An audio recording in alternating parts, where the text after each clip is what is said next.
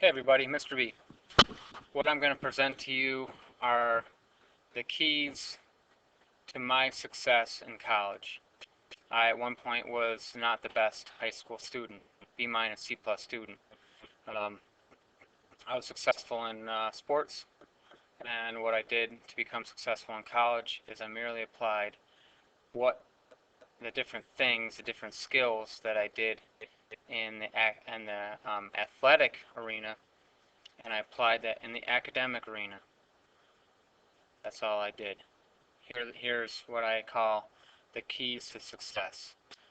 This is something that if you're in college and you're getting your fanny handed to you, look at this video, or maybe you take down the notes. I have a hard copy of this as well. Look at it. See which one of these you're doing, which ones you're not. It's like a three-legged stool. If you're missing one of those legs, you're going to crumble. Okay, the first key, you gotta have a goal. You got to start with a big goal first. For example, I want to get engineering school. Okay, so you got the big goal. Next, you need smaller goals that will support your long-term goal. For example, I want to get a 95 in digital electronics this quarter. And then this is critical. Some people will make a goal, but then they don't do anything to keep track of their progress. You've got to track your progress. So if you see I'm slipping, you need to make changes. You want to meet your goal, so you just need to monitor where am I today, and what am I going to be tomorrow. Next up, number 2 would be you got to be organized. And what I'm doing in this class, in particular digital electronics, is you have a binder, or for example, or for biotech for that matter, have a binder, keep all your materials organized by unit, and keep your class notes organized. What I mean by that is, some people will be taking down notes on the back of a lab, on some worksheet. That's really not the best way to handle that. You want to keep all your notes with your notes. And so really the best thing to take notes in is a bound portfolio. They call them a composition notebook. And the question that I have for you, would you hire somebody that's disorganized, that loses important documents, that has to shuffle through a whole pile of papers? Is that the kind of person that you would want to hire? Number 3, strike while the iron is hot. Oh boy, this is a big one. If you have a lecture during class, which in digital electronics, typically your lecture is going to be at home, but let's say you had a lecture in school, so this would apply for most of your other classes. That night you review your notes, and that night you learn it. Whoa, what's going on there? Hey, wow, that was interesting. Okay. From our side, you review your notes at night, and you do your homework assignment that night. Students here that I had on Thursday, if I gave them homework, they're not going to do it Thursday night. They're not going to do it Friday night. They're not going to do it Saturday night. They might look at it Sunday night, and by that point, they didn't strike while the iron's hot. Well, now the iron is stone cold, and they have no idea what they're doing, and that's why what I find is 50% of my high school students do not do homework. What will appear is that about 75% of the students did the homework. Reality is that half that didn't do the homework, a chunk of those students will copy from a friend or whatever, because they're smart to know that I need to turn something in, so they'll copy. And so when I ask them about the material, I can tell they have no clue what's going on. And but it's like, wow, you did the homework. How did you get that answer? Well, I don't know. I just kind of came to me. Yeah, it just kind of came to me. Okay. And this skill is a biggie. You underestimate the importance of the skill at your own peril. What that means is if you don't do this, you will not succeed. Next up, another biggie. Close the loop. This is where you're going to test your understanding. Okay, so what you do is, let's say you did a whole worksheet, lots of different practice problems. You come home that night, and now the question is, do I really know this material? You think you know the material, but not, do you really know the material? So from the practice problems, normally start with easier questions, then we get to harder problems.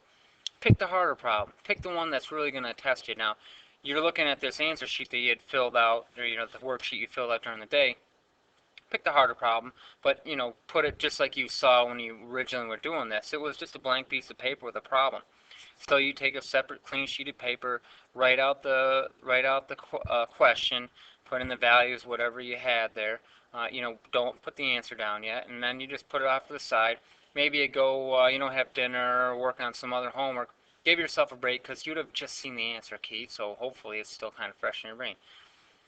Come back a while later after you feel like your brain has completely changed gears, okay?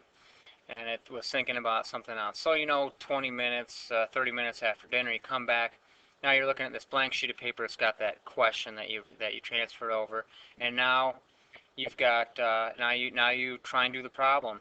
And this is a true test of, do I really understand this? If you blank out, if you don't know what to do, what formula to use, etc., well, then I guess you really don't understand the material. And what you can use as a source for your questions, labs, homework, quizzes, and tests. That's actually, I use labs, homeworks, and quizzes to make tests. I'm very unoriginal. And then along with lines of closed loop, if you don't close the loop, so here is what you're going to say to yourself if you don't close the loop, and I'll bet you're going to recognize these. Number one, oh, I knew the material. I just blanked out, Mr. B. Oh, I get it now. Okay, yeah, and this is kind of a funny one. You needed to fail an exam or quiz to actually understand the material. Isn't that interesting? Oh, I'm bad at tests and quiz, Mr. B. Okay, so now, let's give you a situation here. If we're a football team, imagine if you never really practiced, and you never scrimmaged. They just played the game. In other words, they just played a test. It's like, equivalent to just you never really practicing outside of class. You just take a test. What's going to happen? Why you fail? Well, what would happen with a football team? They never scrimmage. They never really practice. They just play games. They're going to have their backsides handed to them in a hurry. It would be pretty ugly. So if you wouldn't do that for athletics, well then why would you do it in academics? Next up, another one that people really significantly underestimate this. Again, at their own peril. I just got an email. Do you hear that beep? Okay, practice game conditions. When you're doing your homework, reviewing basically testing your understanding by taking your own quizzes, do those under the conditions that you would have during a test. In other words, you don't have distractions, iPods, cell phones, TVs, etc. You need to practice the game conditions so that when it comes time for game time, you're ready for that prime time, baby. Yeah. Question: do football players practice in the gym wearing street clothes with music blasting and tweeting their buddies? Would this lead to success? Next up, this would be along the lines of, you're taking down all these notes. You guys are really good at copying down word for word what a teacher puts on the board.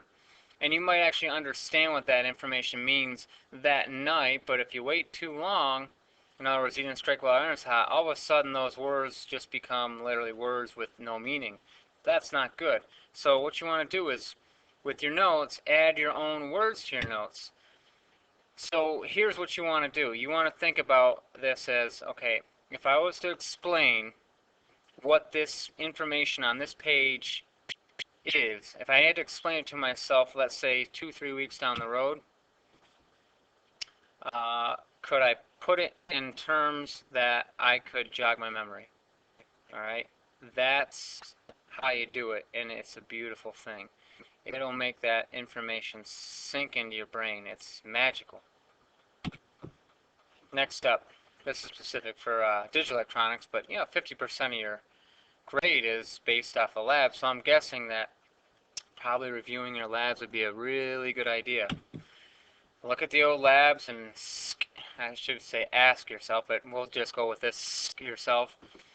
What are the key objectives that I should have learned by doing this lab? I want you to look at the lab and think, what was the big ticket items that I was supposed to learn? And then look for those things. Where did I do that skill? Okay, so I'm just guessing that I'll get a lot of ideas for test questions from the labs. Just guessing. Keys to failure. So we've talked about what led to success. Well, here's what can lead to failure. These are poor study skills. Reading your notes without without testing your knowledge, in other words, without closing the loop, that's not studying. That's just scanning.